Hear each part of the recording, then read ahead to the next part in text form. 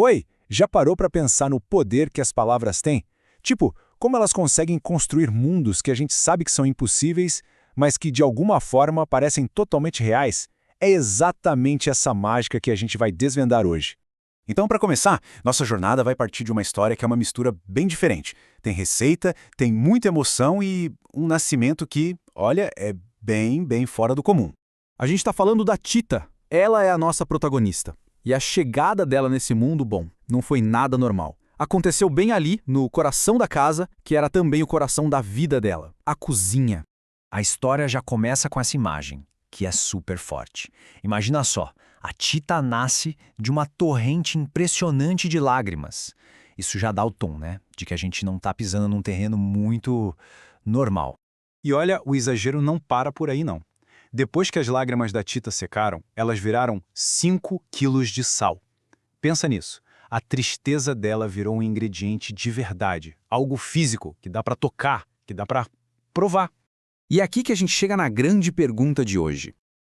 Como?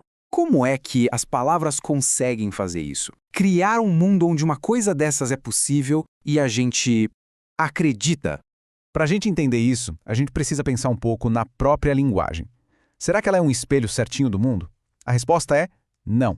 A linguagem não é um reflexo perfeito da realidade. Ela é um sistema que representa a realidade. E é justamente nessa brecha, nessa imperfeição, que toda a criatividade acontece.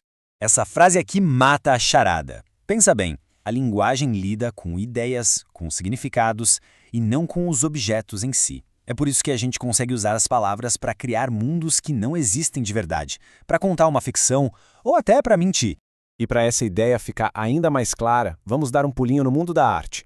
Tem um pintor surrealista, o René Magritte, que era mestre em brincar com a nossa percepção da realidade. Ele vai ajudar a gente a entender isso. Olha só para essa pintura. É bem estranha, né? A gente tem um homem de costas para um espelho e o que o espelho reflete? A nuca dele de novo. O que a gente esperava era ver o rosto, mas não é isso que acontece. A imagem quebra totalmente a nossa expectativa e mostra que uma representação, seja na pintura ou nas palavras, não tem que seguir a regra do mundo real. E esse é o ponto-chave. A imagem ali não é a realidade, é uma representação dela. E por ser uma representação, ela pode ser mudada, pode ser interpretada de jeitos diferentes. É a mesma coisa com a linguagem. Ela não é uma cópia exata do mundo. É uma interpretação criativa que filtra, que transforma e muitas vezes até reinventa o mundo.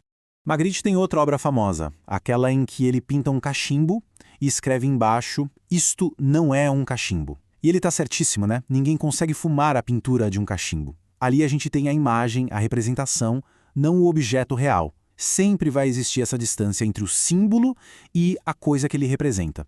Ok, então a gente já entendeu que a língua pode, digamos, mentir de um jeito criativo. Mas como isso funciona na prática?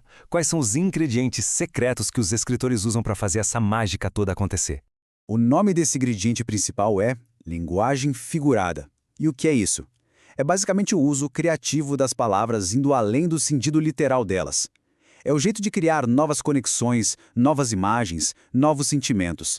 É o kit de ferramentas que os escritores usam para dobrar a realidade e expressar emoções de um jeito que a gente nunca esquece.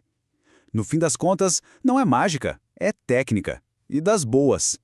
Agora que a gente já tem o nome da técnica, vamos voltar lá para a história da Tita. Vamos dar uma olhada de perto e ver exatamente como a autora, a Laura Esquivel, usou essas ferramentas para construir aquela cena tão mágica do nascimento. Bom, vamos desmontar essa mágica. Primeiro, a hipérbole. As lágrimas virando 5 quilos de sal? É um exagero enorme, claro, mas serve para mostrar o tamanho da tristeza da Tita. Depois, a personificação. A mesa da cozinha sabendo o que ia acontecer. Isso dá uma consciência para um objeto, ligando o destino da Tita àquele lugar para sempre. E por fim, a metáfora do próprio título, como água para chocolate. É uma expressão que todo mundo conhece para descrever alguém que está no limite, prestes a ferver de emoção. Juntando tudo isso, o que a autora faz é genial. Ela usa essas figuras de linguagem para dar uma forma física, palpável para as emoções da Tita. Sentimentos que são abstratos viram ingredientes. A tristeza vira sal, de verdade. O amor pode literalmente temperar a comida. E assim, a cozinha se transforma no palco central do universo emocional da história. Mas sabe, essa mágica toda não fica só dentro dos livros, não. Ela está o tempo todo no nosso dia a dia e acaba moldando o jeito como a gente enxerga o mundo. A diferença é gritante, né? Olha só, falar ela está com muita raiva é uma informação, é um fato. Agora falar ela está como água para chocolate, uau! A gente quase sente o calor, a panela prestes a transbordar, a tensão no ar.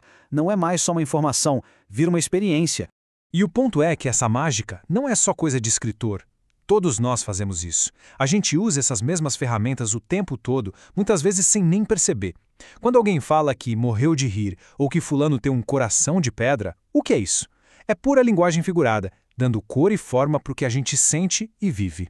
E isso tudo leva a gente para uma última reflexão. Se as palavras têm esse poder todo de criar mundos na ficção, de dar forma ao impossível, fica a pergunta: que mágicas, que realidades a gente está criando com as palavras que escolhemos usar todos os dias?